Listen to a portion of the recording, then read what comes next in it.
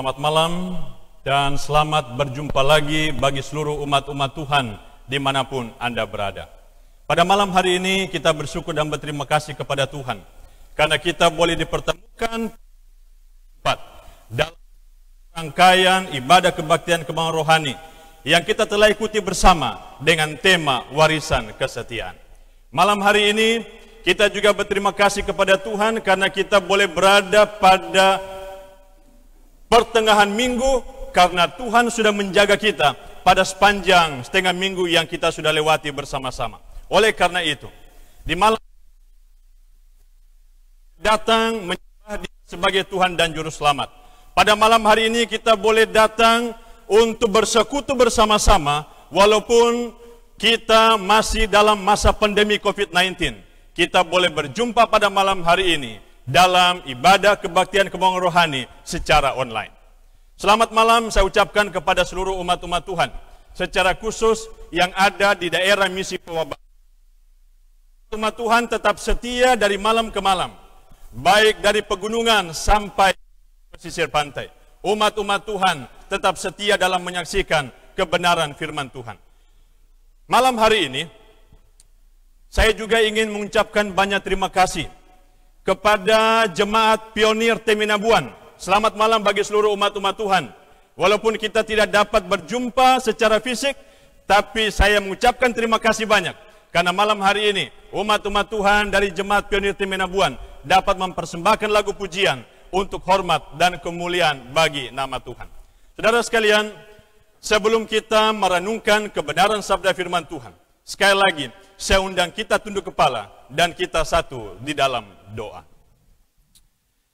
Bapa kami yang penuh kasih yang bertahta dalam kerajaan surga, bersama dengan seluruh umat-umat Tuhan yang sedang menyaksikan ibadah kebaktian kebanggaan rohani, warisan kesetiaan. Kami hendak membuka lembaran sabda firman-Mu. Kami hendak mendengarkan Engkau berbicara kepada kami. Kiranya kebutuhan kami yang terbesar adalah tuntunan kuasa Roh Kudus boleh menjadi bahagian kami masing-masing, sehingga kebenaran firman Tuhan pada malam keempat ini akan menjadi berkat bagi kami dan terlebih khusus untuk hormat dan kebesaran bagi nama Tuhan. Berbicaralah bagi kami ya Tuhan, karena kami telah siap untuk mendengarkan. Di dalam nama Yesus kami telah berdoa. Amin. Umat-umat Tuhan, pada malam hari ini, pekabaran kita pada malam yang keempat adalah warisan kesetiaan dalam rumah tangga dan gereja. Saya ingin memastikan bagi seluruh umat-umat Tuhan yang sekarang menyaksikan siaran ini untuk memiliki Alkitab dan membuka lembaran kebenaran sabda firman Tuhan yang akan kita pelajari dari waktu ke waktu dan terlebih khusus pada malam hari ini. Di malam yang pertama, kita sudah mempelajari satu warisan yang Tuhan tinggalkan bagi kita yang telah jatuh dalam dosa, yaitu Alkitab sebagai sarana daripada Tuhan untuk dapat berbicara kepada umatnya dan juga sarana bagi saya dan saudara untuk dapat mengerti kehendak daripada Tuhan. Lalu di malam yang kedua, kita juga telah mempelajari satu pelajaran yang sangat menarik, yaitu warisan kesetiaan Tuhan, di mana Tuhan telah memberikan janji kedatangannya, bahwa Dia yang telah naik ke surga itu akan datang pada kali yang kedua untuk menjemput saya dan saudara masuk dalam kerajaan surga, tempat yang Tuhan telah siapkan bagi kita. Dan di malam yang ketiga, kita menarik tentang yang Tuhan tinggalkan bagi saya dan saudara, yaitu hari Sabat, hukum Allah, penata layanan, dan bagaimana menjaga akan kesehatan tubuh saya dan saudara untuk mempersiapkan diri kita masuk dalam kerajaan surga, tempat di mana Tuhan telah siapkan bagi kita sebagai umat-umatnya.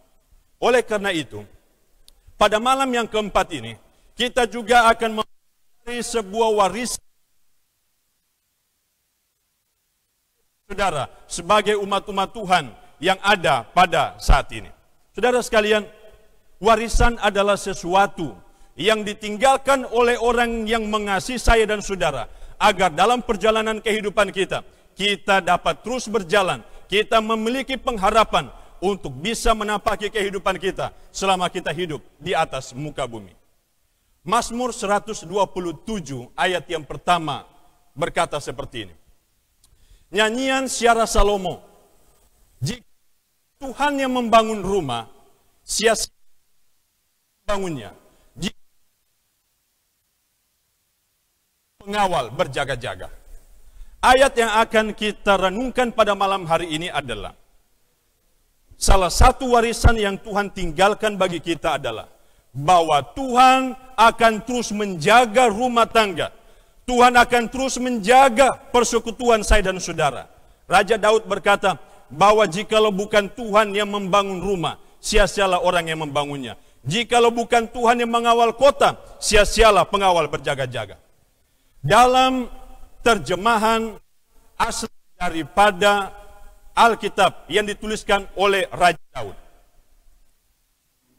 Saudara sekalian, kata rumah ini bukan hanya diartikan dalam bentuk bangunan fisik, bukan saja diartikan dalam bentuk sebuah bangunan, tetapi kata rumah yang dimaksudkan adalah sebuah kehidupan dalam sebuah rumah tangga, sebuah kehidupan dalam persekutuan yang di dalamnya terdapat suami, terdapat istri, terdapat anak-anak, dan juga orang tua yang terdapat dalam rumah itu. Itu berarti rumah yang dimaksudkan dalam kitab Mazmur ini juga berbicara tentang rumah tangga. Oleh karena itu firman Tuhan berkata, jikalau bukan Tuhan yang membangun rumah, sia-sialah orang yang membangunnya.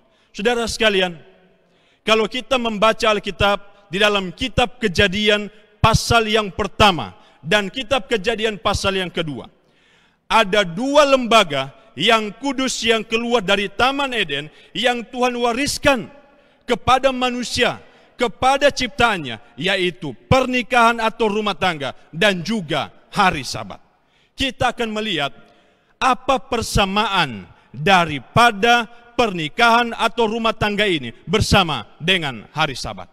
Dalam kitab Kejadian pasal yang pertama, ayat yang ke-28 berkata, Allah memberkati mereka.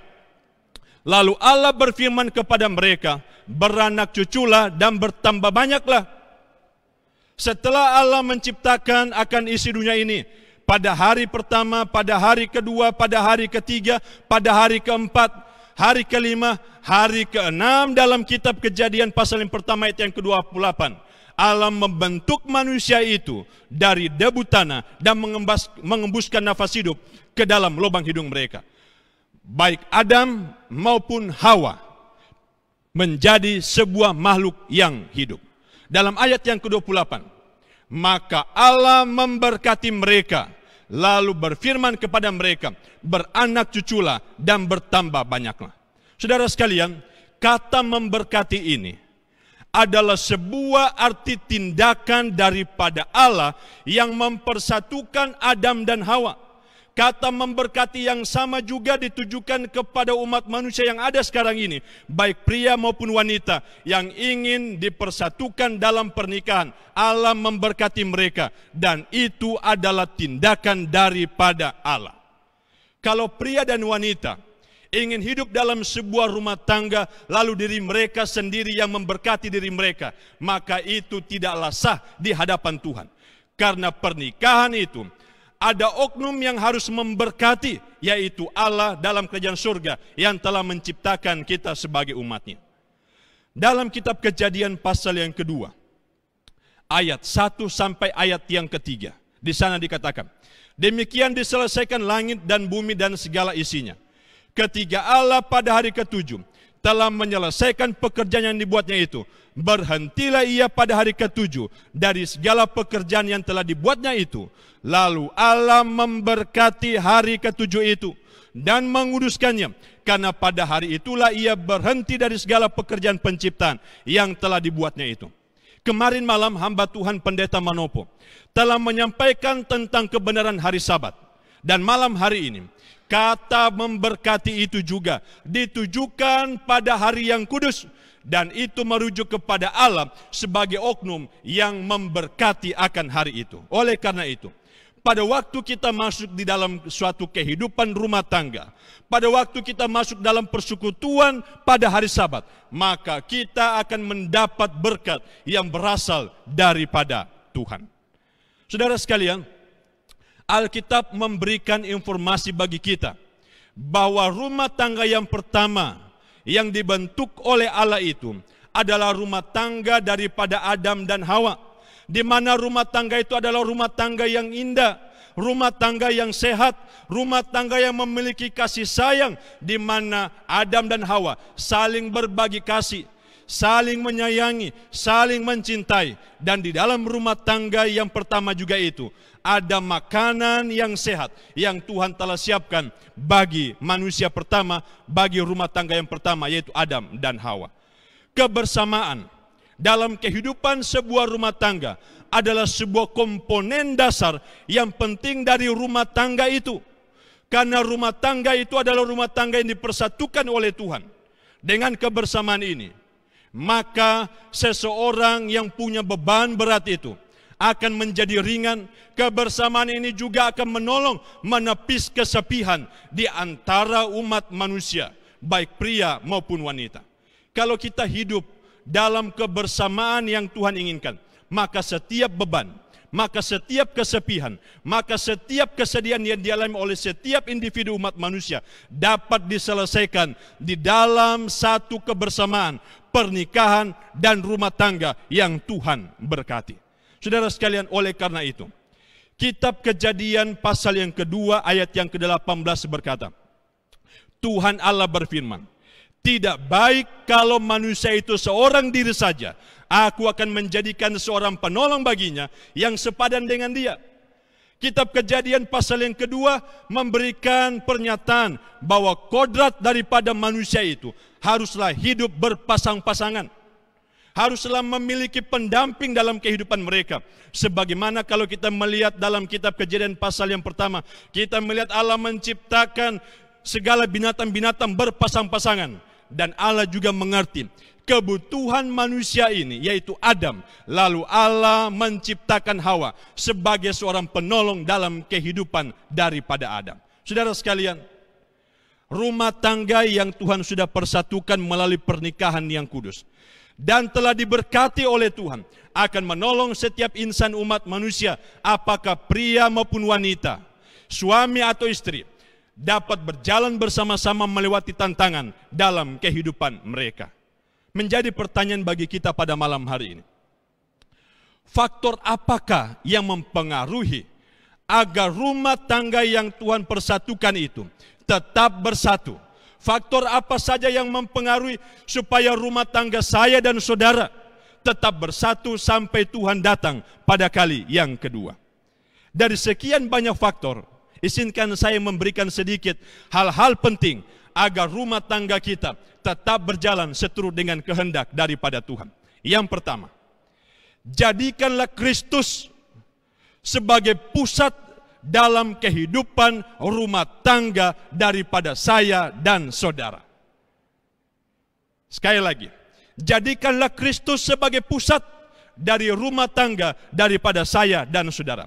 Yohanes 17 ayat 20 dan 21 berkata, dan bukan untuk mereka ini saja aku berdoa, tetapi juga untuk orang-orang yang percaya kepadaku oleh pemberitaan mereka, supaya mereka menjadi satu, sama seperti engkau ya Bapa di dalam aku, dan aku di dalam engkau, agar mereka juga di dalam kita, supaya dunia percaya, supaya orang percaya bahwa engkaulah yang telah mengutus aku. Doa daripada Yesus kepada murid-muridnya.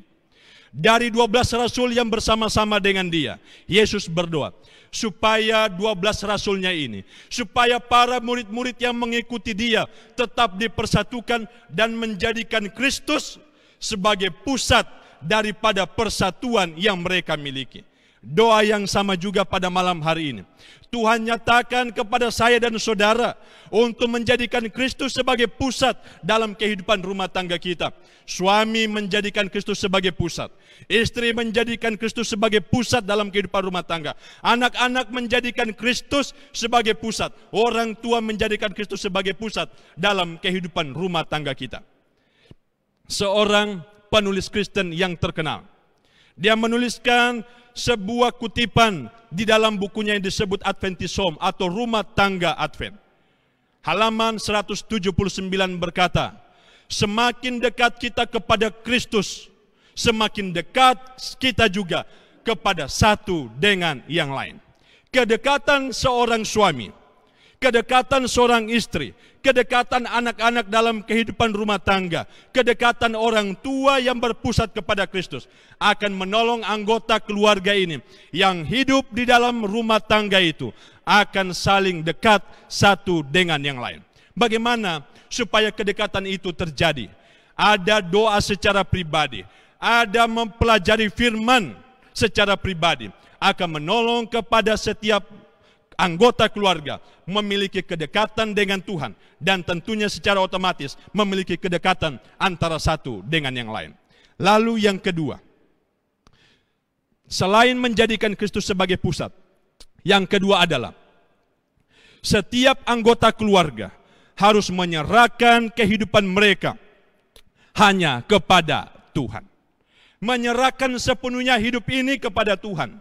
Karena firman Tuhan berkata, tanpa Tuhan kita tidak dapat berbuat apa-apa. Mazmur 35 ayat yang kelima berkata, serahkanlah hidupmu kepada Tuhan dan percayalah kepadanya, dan Ia akan bertindak.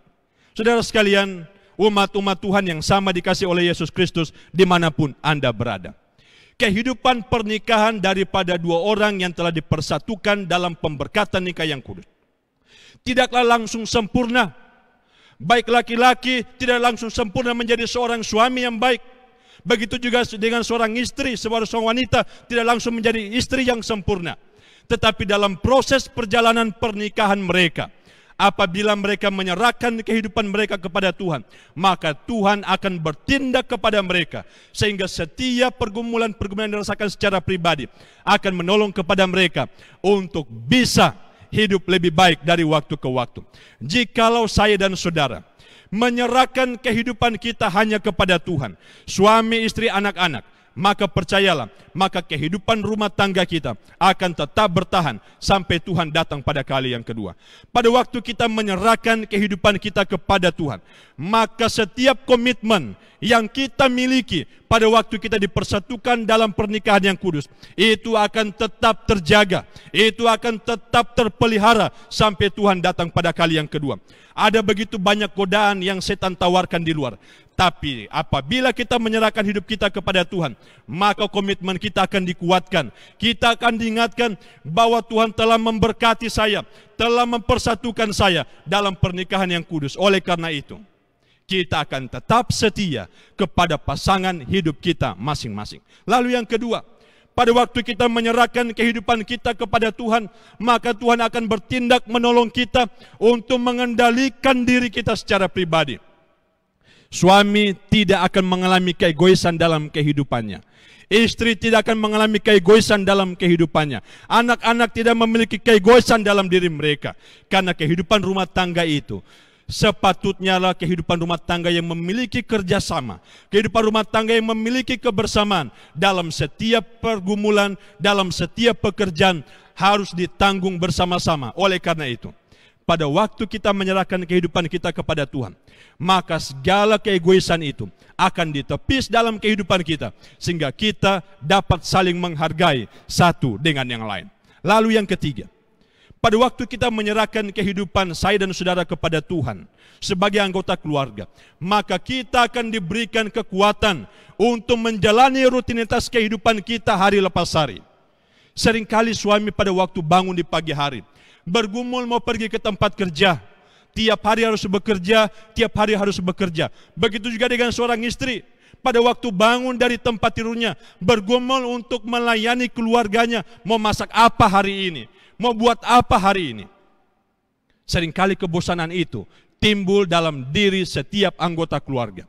Tapi saudara sekalian, pada waktu kita menyerahkan kehidupan kita kepada Tuhan, maka Tuhan akan menolong kita untuk menjalani setiap rutinitas yang kita alami setiap waktu. Pada waktu bangun pagi, anak-anak mungkin malas mengikuti kelas online, tapi pada waktu menyerahkan kehidupan kepada Tuhan, maka Tuhan akan menyanggupkan untuk dapat menjalani rutinitas itu hari lepas hari. Lalu yang keempat, apa yang kita dapatkan pada waktu kita menyerahkan kehidupan kita kepada Tuhan. Yang keempat adalah kita akan diberikan kekuatan untuk tidak menyerah dalam menghadapi setiap tantangan dalam kehidupan ini. Tantangan dalam setiap kehidupan keluarga itu akan ada. Tantangan dalam kehidupan setiap pribadi insan umat manusia itu ada. Tapi pada waktu kita menyerahkannya kepada Tuhan, maka Tuhan akan memberikan kekuatan bagi kita untuk menjalani dan melewati setiap tantangan itu.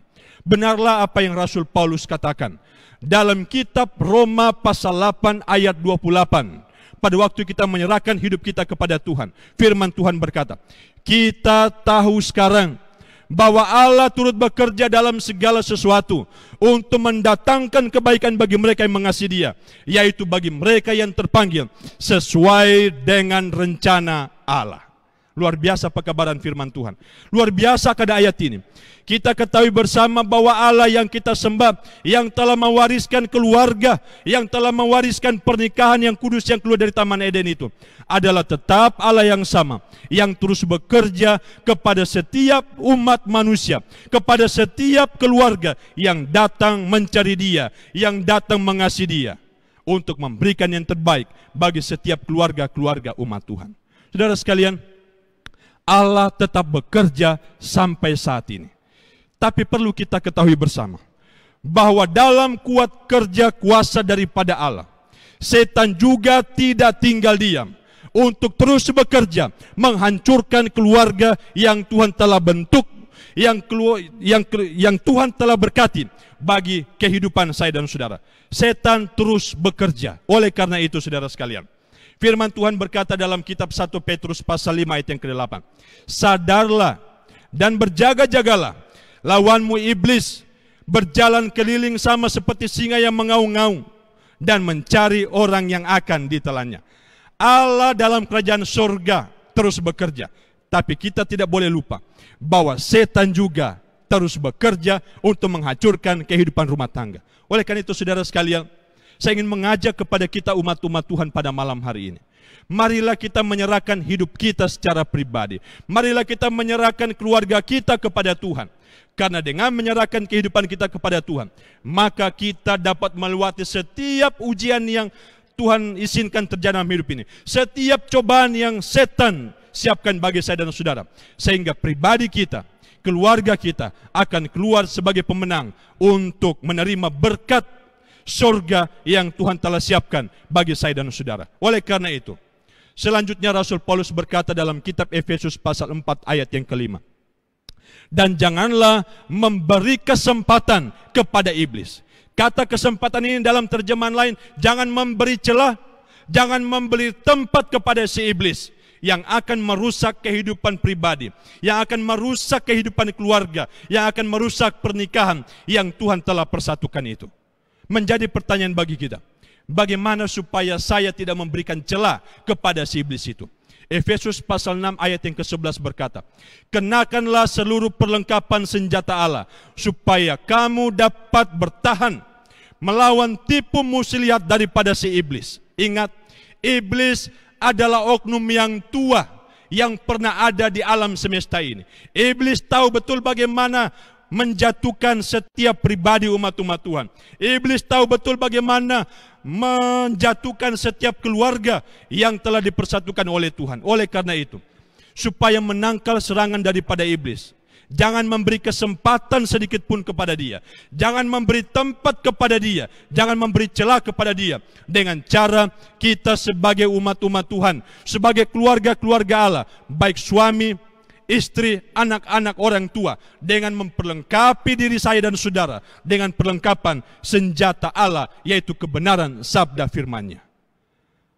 Merenungkan firman Tuhan, baik pagi, siang maupun malam, adalah cara bagi saya dan saudara membentengi iman kita, membentengi setiap anggota keluarga kita terhadap godaan daripada iblis. Lalu yang kedua, apa yang harus saya lakukan adalah Galatia 5 ayat 22 sampai ayat yang ke-23, 24. Tetapi buah roh ialah kasih, sukacita, damai sejahtera, kesabaran, kemurahan, kebaikan, kesetiaan, kelemah lembutan, penguasaan diri. haruslah menjadi bahagian daripada setiap anggota keluarga umat-umat Allah, anggota keluarga yang telah dipersatukan, agar kita tetap mempertahankan kehidupan rumah tangga kita. Suami istri yang telah dipersatukan dalam rumah tangga, singkirkanlah sifat kebosanan itu.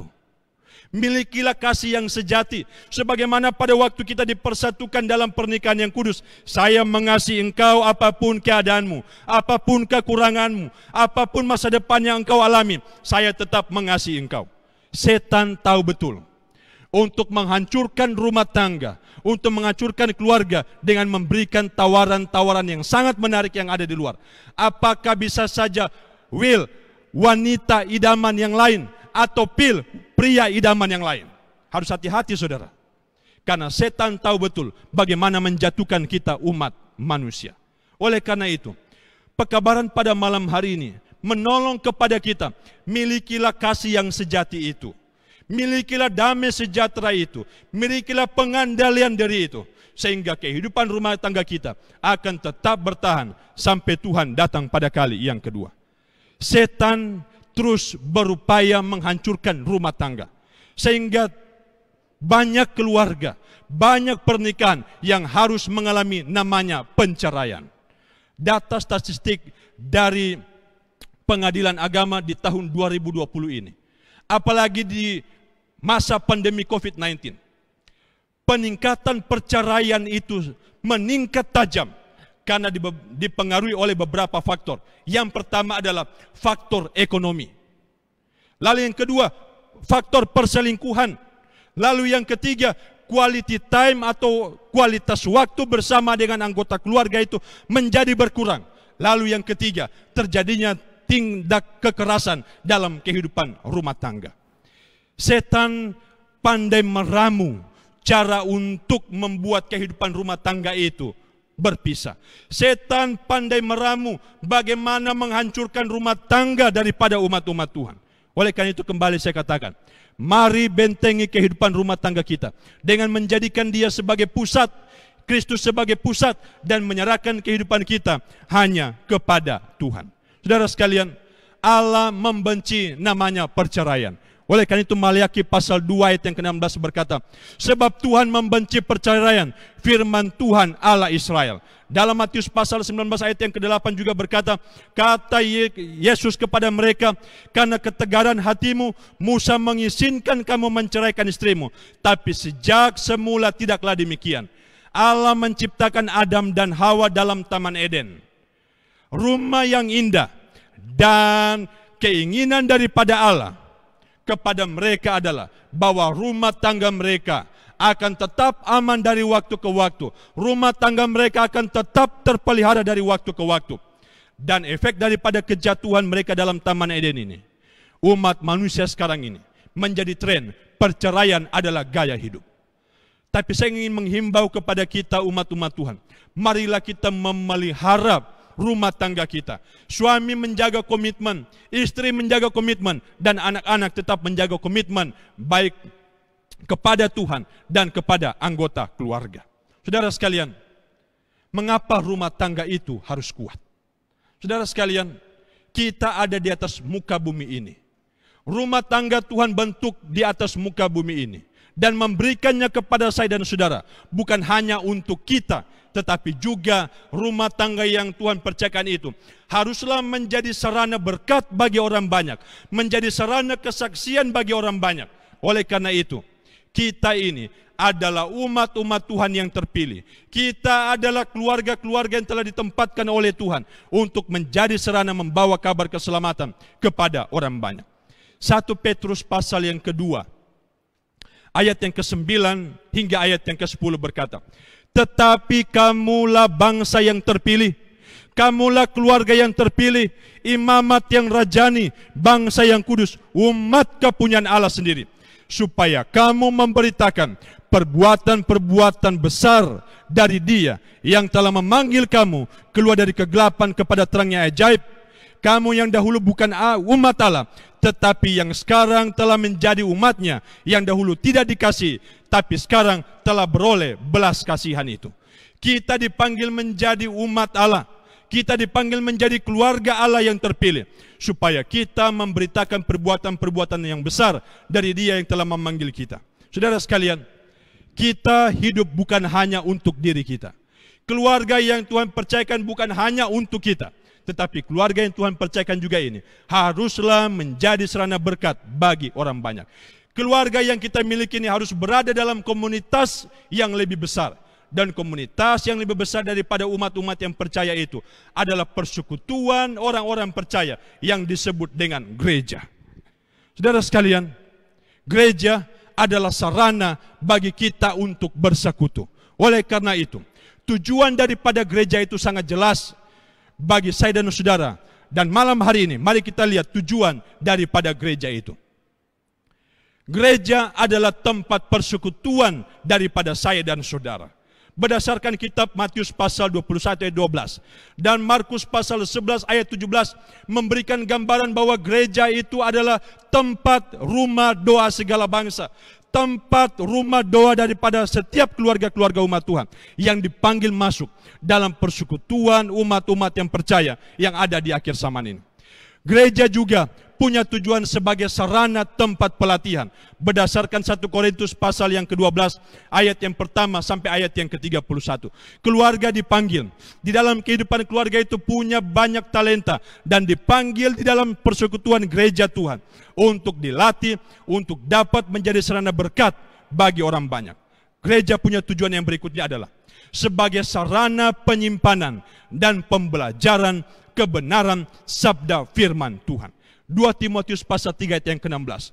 Di dalam gereja itu, di dalam persekutuan umat-umat Tuhan itu, kita belajar kebenaran sabda firman Tuhan dari waktu ke waktu. Oleh karena itu, malam hari ini, kita ada dalam ibadah kebaktian kebangun rohani dengan tema warisan kesetiaan. Kita belajar bersama-sama, kita bersekutu bersama-sama untuk mendapatkan kebenaran sabda firman Tuhan. Lalu yang berikutnya, tujuan daripada gereja, di mana setiap pribadi, di mana setiap keluarga itu dipanggil adalah sebagai sarana membawa keselamatan bagi umat manusia. Oleh karena itu saudara sekalian, mengapa keluarga itu harus kuat? Mengapa keluarga itu harus dipelihara? Karena keluarga di mana kita berada itu akan juga menunjang pekerjaan pelayanan penginjilan yang Tuhan percayakan bagi gerejanya. Matius 28 ayat 19 dan 20. Dan Wahyu pasal 14 dan Yohanes pasal 10 ayat yang ke-16 memberikan kita gambaran bahwa tujuan daripada gereja itu adalah membawa kabar keselamatan dengan pekabaran yang kudus, supaya orang-orang yang masih ada di luar dipanggil masuk dalam persekutuan sebagai umat-umat percaya. Saudara sekalian, berbicara tentang gereja, kitab Wahyu memberikan gambaran tentang mana gereja yang Tuhan berkati itu. Mana gereja yang Tuhan wariskan kepada saya dan saudara. Wahyu pasal 12 ayat yang ke-17 berkata, maka marahlah naga itu kepada perempuan itu, lalu pergi memerangi keturunannya yang lain yang menuruti hukum-hukum Allah dan memiliki kesaksian Yesus. Kitab Wahyu yang dituliskan oleh Yohanes yang dibuang di Pulau Patmos itu memberikan gambaran tentang gereja itu yang dilambangkan dengan sosok wanita atau perempuan yang dituliskan dalam kitab Wahyu. Perempuan dalam kitab Wahyu melambangkan gereja. Kalau kita membaca dalam kitab Wahyu pasal yang ke-12, kita akan melihat gereja yang dilambangkan perempuan itu menggunakan pakaian putih bersih. Di atas kepalanya terdapat 12 bintang dan diselimuti dengan cahaya sinar matahari. Tapi kalau kita membaca dalam kitab Wahyu pasal 17, ada perempuan yang lain, ada gereja yang lain yang digambarkan dengan sosok wanita yang menggunakan kain merah ungu tua dan di tangannya memegang cawan yang berisi anggur yang memabukkan.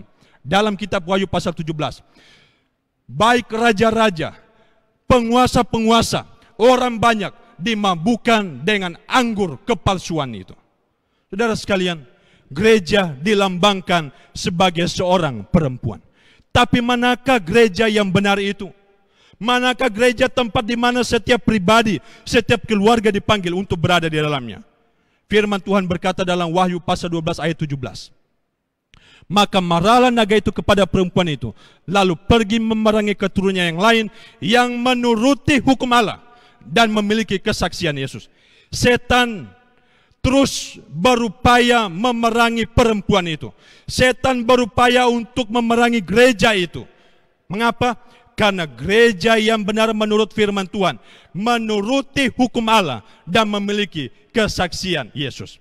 Umat-umat Tuhan yang benar di akhir zaman bukan hanya memiliki hukum Allah itu, bukan hanya memiliki firman Tuhan itu, tetapi juga menuruti firman Tuhan itu. Itulah yang penting, yang merupakan ciri daripada umat-umat Tuhan, gereja yang benar yang ada di akhir zaman ini. Saudara sekalian, menuruti hukum Allah. Tadi malam kita sudah mempelajari bahwa hukum Allah adalah petunjuk bagi saya dan saudara untuk melihat apakah perbuatan saya, perbuatan saudara itu adalah dosa atau tidak.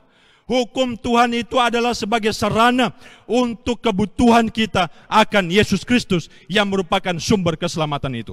Saudara sekalian, hukum Tuhan tidak menyelamatkan, tetapi hukum Tuhan berlandaskan firman Tuhan itu menunjuk kepada kita bahwa kebutuhan kita sebagai orang berdosa yang telah ditunjukkan oleh hukum Tuhan itu adalah kebutuhan terhadap Yesus Kristus yang menyelamatkan. Saya menghimbau kepada seluruh umat-umat Tuhan untuk mau menjadi umat Tuhan yang benar di akhir zaman ini, untuk mau berada dalam persekutuan gereja yang benar itu. Marilah menuruti hukum Tuhan dari waktu ke waktu. Hukum Tuhan yang kita tahu yang telah dibahas tadi malam adalah hukum moral yang mengatur kehidupan kita umat manusia supaya bisa lebih baik dari waktu ke waktu. Lalu yang kedua, ciri daripada gereja yang benar itu adalah memiliki kesaksian Yesus. Apa yang dimaksud dengan kesaksian Yesus ini? Kesaksian Yesus itu adalah berita dari Yesus sendiri, pekabaran dari Yesus sendiri, yang tujuannya adalah memberikan penghiburan, memberikan kekuatan bagi umat-umat Tuhan, bagi keluarga, bagi gereja yang ada di akhir zaman ini. Wahyu pasal 19 ayat yang ke-20 berkata, sembahlah Allah, karena kesaksian Yesus adalah roh nubuat. Ciri daripada gereja yang benar adalah menuruti hukum Allah. Yang kedua adalah memiliki kesaksian Yesus. Kesaksian Yesus menurut Wahyu pasal 19 adalah roh nubuat itu. Saudara sekalian, apa itu roh nubuat? Saya memberikan 2 ayat pada malam hari ini. Dalam kitab Yoel, pasal yang kedua ayat yang ke-28 berkata, kemudian daripada itu akan terjadi, bahwa aku akan mencurahkan rohku ke atas semua manusia. Maka anak-anakmu laki-laki dan perempuan akan bernubuat, orang-orangmu yang tua akan mendapat mimpi, teruna-turunamu akan mendapat penglihatan. Lalu yang berikutnya, di dalam 2 Petrus pasal yang pertama ayat yang 21, sebab tidak pernah nubuat dihasilkan oleh kehendak manusia, tetapi oleh dorongan Roh Kudus orang-orang berbicara atas nama Allah. Roh nubuat itu adalah sebuah kesaksian dari Yesus yang diberikan kepada hamba-hambanya. Dan inilah fakta tentang roh nubuat itu. Roh nubuat adalah pekabaran dari Tuhan yang disampaikan kepada seseorang yang telah dipilih oleh Tuhan. Dan orang yang memiliki roh nubuat ini, kesaksian yang berasal daripada Tuhan itu yang disebut dengan karunia nubuat. Dan karunia nubuat yang mereka miliki ini, itu yang disampaikan kepada orang banyak, memberikan penghiburan kepada mereka, memberikan kekuatan kepada mereka. Dan orang yang memiliki roh nubuat ini, karunia roh nubuat itu, itulah yang disebut sebagai nabi. Saudara sekalian, ciri daripada gereja yang benar itu, penurutan kepada hukum Allah, dan juga memiliki kesaksian Yesus. Dan kesaksian Yesus itu adalah roh nubuat. Roh nubuat tidak pernah bertentangan dengan firman Tuhan. Firman Tuhan itulah yang harus menguji akan roh itu. Kalau begitu, pertanyaan yang muncul bagi saya dan saudara, apakah setiap orang yang membawa kabar atau yang memiliki karunia nubuat itu dapat disebut sebagai nabi yang benar atau tidak? Mari kita lihat apa yang Alkitab katakan. 1 Yohanes pasal 4 ayat yang pertama berkata, saudara-saudaraku yang kekasih, janganlah percaya akan setiap roh, tetapi ujilah roh-roh itu, apakah mereka berasal dari Allah.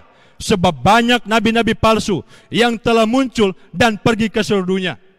Itu menandakan bahwa tidak semua orang yang menyatakan dirinya nabi mendapatkan penglihatan harus diterima. Karena firman Tuhan berkata, ujilah setiap roh itu. Barangkali mereka bukan berasal dari Allah. Lalu berikutnya, Matius pasal 7 ayat yang ke-15. Waspadalah, waspadalah terhadap nabi-nabi palsu yang datang kepadamu dengan menyamar seperti domba, tapi sesungguhnya mereka adalah serigala-serigala yang buas. Banyak orang datang membawa nama Tuhan. Banyak orang membawa Alkitab untuk menjadi pelajaran, tapi sebenarnya mereka tidak menghidupkan kebenaran sabda firman Tuhan itu. Firman Tuhan berkata, harus kita berhati-hati, harus kita waspada, karena mereka itu menyamar bagaikan domba, tapi sebenarnya siap menerkam akan umat-umat Tuhan, siap menerkam akan setiap keluarga, siap menerkam akan saya dan saudara yang tidak percaya kepada kebenaran sabda firman Tuhan. Saudara sekalian, apa ciri daripada nabi yang benar itu? Ciri daripada nabi yang benar yang dapat kita lihat pada malam hari ini adalah, yang pertama, pekabarannya tidak bertentangan dengan Alkitab dan selalu mengangkat Alkitab sebagai standar yang tinggi dalam pertumbuhan iman daripada setiap umat-umat Tuhan. Alkitab haruslah menjadi standar yang tertinggi dalam pekabaran yang dia sampaikan. Dia menjunjung tinggi akan Alkitab, karena Alkitab adalah ujian terakhir bagi setiap umat manusia. Yesaya pasal 8 ayat yang ke-20. Jikalau seseorang datang dengan tidak memberitakan pekabaran yang tidak berasal daripada Tuhan, maka baginya tidak akan terbit fajar.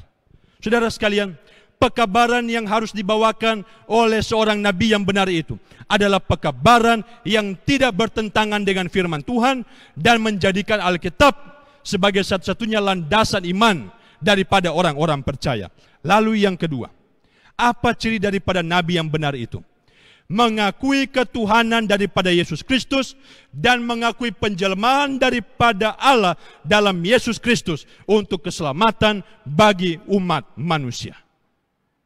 Harus mengakui bahwa Yesus itu adalah Tuhan. Harus mengakui bahwa Yesus itu adalah Allah dan dia menjelma untuk rencana keselamatan daripada umat manusia. 1 Yohanes pasal 4 ayat yang kedua menyatakan akan hal itu. Lalu yang ketiga, apa ciri daripada nabi yang benar itu? Yang ketiga adalah menunjukkan buah-buah roh, buah-buah yang berdasarkan kebenaran sabda firman Tuhan. Matius pasal 7:20 berkata, dari buah-buahnya lah kamu akan mengenal mereka. Dalam kitab Galatia pasal 5:22, buah-buah roh itulah kasih, sukacita, damai sejahtera, dan sebagainya. Kehidupannya haruslah mencerminkan pekabaran yang dia sampaikan dari waktu ke waktu. Di zaman sekarang ini, kita diperhadapkan pada teknologi. Dan seringkali kita melihat di medsos, ada orang yang mengatakan bahwa saya adalah nabi Tuhan, saya adalah hamba Tuhan. Tapi dari kata-katanya saja kita melihat bahwa pekabaran yang dibawakan itu, kehidupannya itu tidaklah berlandaskan kebenaran sabda firman Tuhan.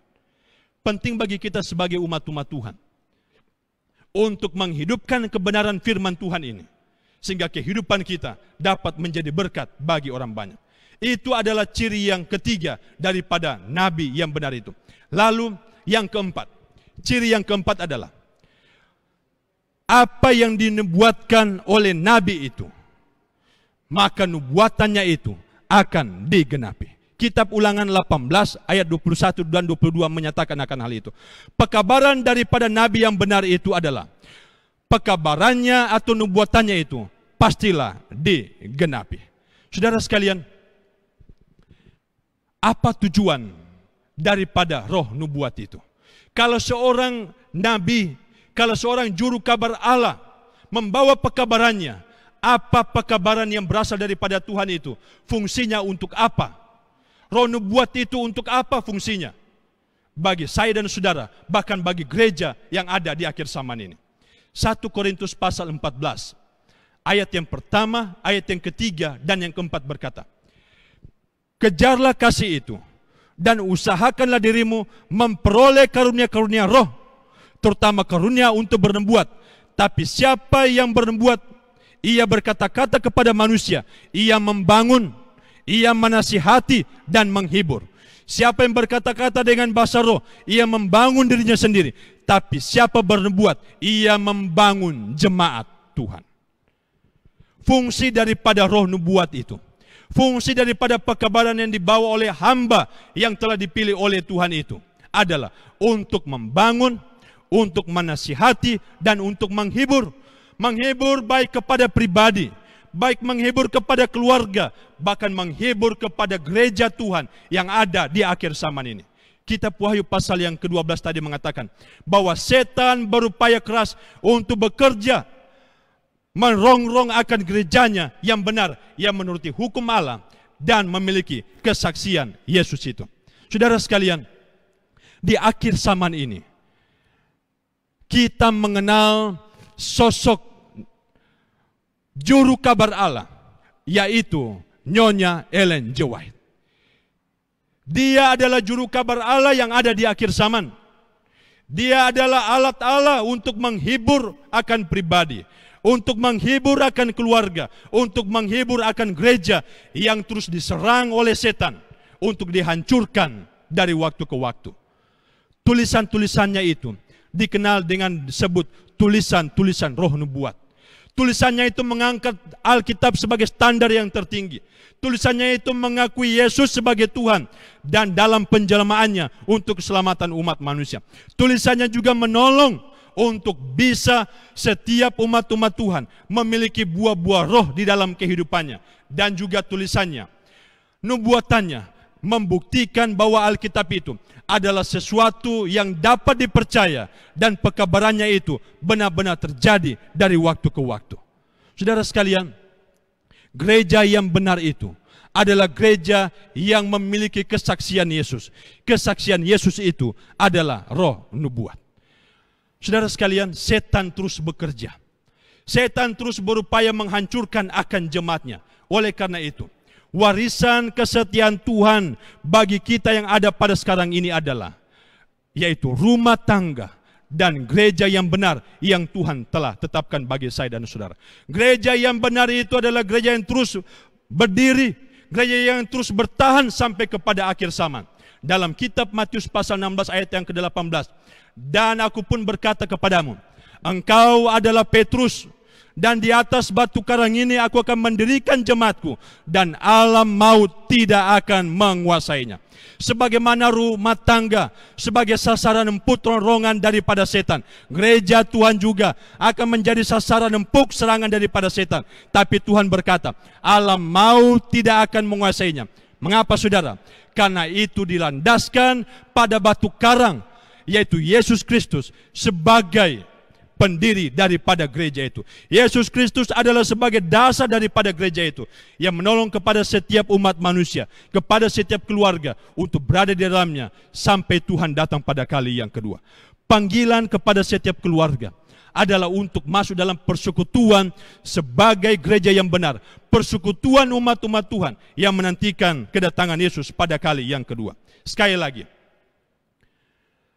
2 Timotius pasal 3 ayat yang ketiga, 1 Korintus 10 ayat yang ke-13 berkata bahwa Allah yang kita sembah itu adalah Allah yang tetap setia, yang memelihara dan menjaga akan rumah tangga, yang tetap memelihara dan menjaga gerejanya. Dan kembali Mazmur 127 ayat yang pertama berkata, jikalau bukan Tuhan yang membangun rumah, sia-sialah orang yang membangunnya, dan jikalau bukan Tuhan yang mengawal kota, sialah pengawal berjaga-jaga. Jangan takut. Tuhan tetap menjaga, Tuhan tetap memelihara, dan warisan kesetiaan Tuhan yang Tuhan berikan itu rumah tangga dan gerejanya tetap akan terpelihara sampai Tuhan datang pada kali yang kedua. Saya bawa dalam nama Yesus. Amin. Mari kita tunduk kepala dan kita satu dalam doa. Bapa kami yang penuh kasih yang bertahta dalam kerajaan surga, kami bersyukur kepadamu ya Tuhan pada malam hari ini di malam yang keempat. Kami boleh mendengarkan pekabaran sabda firman-Mu yang memberikan kami keyakinan bahwa warisan kesetiaan Tuhan yang Tuhan berikan bagi kami adalah rumah tangga. Warisan kesetiaan yang Tuhan berikan bagi kami adalah gereja yang benar. Dan biarlah ya Tuhan, Tuhan tetap menjaga rumah tangga yang kami miliki. Tuhan tetap menjaga gereja di mana kami bersekutu bersama-sama. Karena kami tahu bahwa setan terus bekerja untuk menghancurkan rumah tangga, untuk menghancurkan gereja yang Tuhan telah terbentuk bagi kami umat manusia. Tapi biarlah ya Tuhan, pekabaran firman Tuhan pada malam hari ini memberikan kami kekuatan, memberikan kami kepastian, menghibur kami bahwa Tuhan tetap adalah Allah yang setia, menjaga dan melindungi kami sebagai umat-umat-Mu. Menyerahkan akan seluruh umat-umat Tuhan, dimanapun saja mereka berada, biarlah Tuhan dapat memberkati. Biarlah benih kebenaran firman Tuhan pada malam hari ini yang telah didengarkan akan tumbuh dengan bantuan kuasa Roh Kudus, menjadikan kami sebagai keluarga yang tetap setia, dan keluarga yang Tuhan persatukan itu akan masuk dalam gereja yang benar yang Tuhan telah wariskan bagi kami. Pulanglah bersama dengan kami ya Tuhan. Biarlah pada besok malam kami boleh kembali ada bersama-sama di tempat ini untuk menyaksikan kebenaran sabda firman Tuhan yang Tuhan telah siapkan bagi kami. Di dalam nama Yesus kami telah berdoa dan mengucap syukur kepadamu. Amin.